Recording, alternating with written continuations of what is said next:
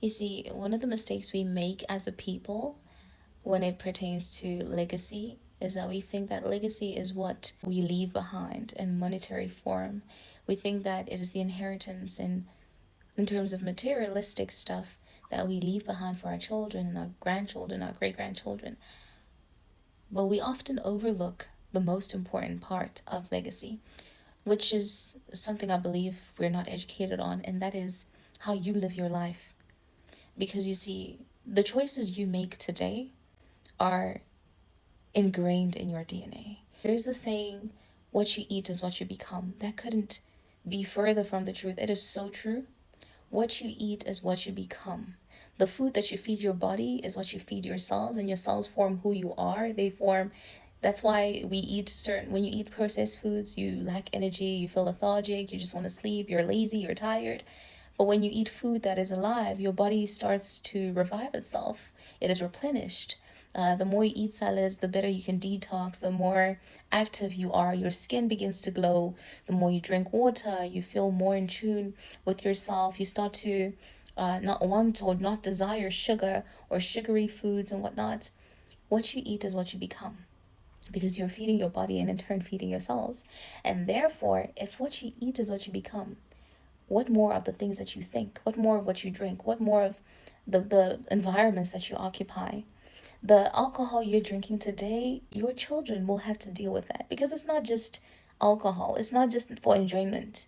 It's some of these things are spirits, and y'all don't realize that you're dealing with spirits. And the more you dance and play with these spirits and you allow them to reign rampant in your families, in your minds, in your marriages, in your children, is the more you are allowing this legacy of alcoholism to persist.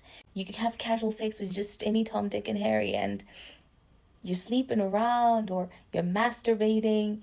Those are spirit. You're opening yourselves up to things you have no business opening yourselves up to, and you're not just killing yourself, but you're burdening the generations that will come from you. What you do today, the choices you make for yourself today, in terms of how you choose to live your life, are ingrained in your DNA. They are carried on for generations to come. So when we talk about legacy, let's not stop at finances. Let us not stop at the materialistic wealth that you can accumulate or generate or acquire while you're here on earth. Also think about the problems that you may be creating for your children and their children and their children's children. Also think about the generations that will come from you. Think about whether or not you are setting them back, or if you're giving them a head start simply by how you live today. Legacy is not just materialistic. Legacy is spiritual. Everything has its genesis in the spiritual realms.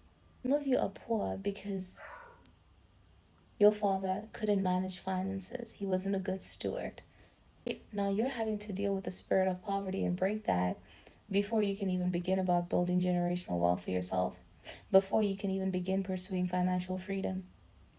Some of you are alcoholics and you think it's a lifestyle, you think it's something that you chose, but every time you put the bottle down, you find a reason to go back, because it's not just about the alcohol, baby. It is so much deeper than that.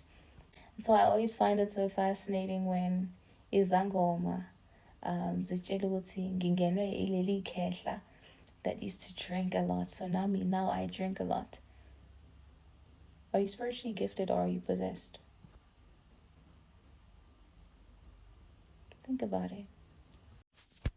This is why it is not simply enough to just break generational curses, but it is just as important to establish generational blessings, because you have come into this world burdened by the things that your forefathers did or the way they lived their lives, which has caused hindrances for you, which is, you may even have some of you in shackles, which has your destinies tied up.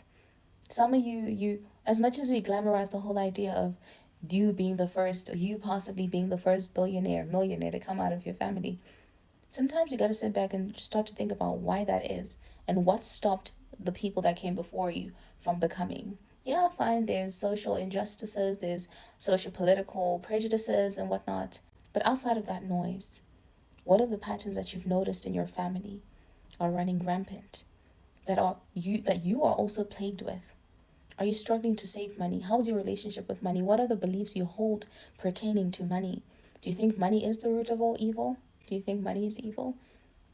See, you can't think money is evil and still want to have it. You kick, because money is a spirit. And so when you say money is evil, you're chasing it away. The love of money is the root of all evil, not money itself. We all need money to survive. That's why even when God created Adam and Eve, he put gold in the garden. There was gold, there was onyx, there was all kinds of elements pertaining to luxury and riches. It's our birthright. So is money evil? Or maybe you just have to shift your perspective on it. These are all things that you need to unpack. These are all things that you need to overcome in your process of becoming. These are all legacies you've inherited.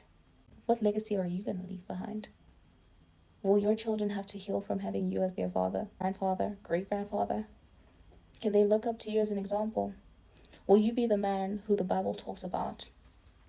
A man that is able to leave an inheritance for his children's children's children? Because if the Bible says we should be doing that, then it's definitely possible. Question is, why haven't we been? And what can you do about it? How can you change it? Because you definitely can. Food for thought.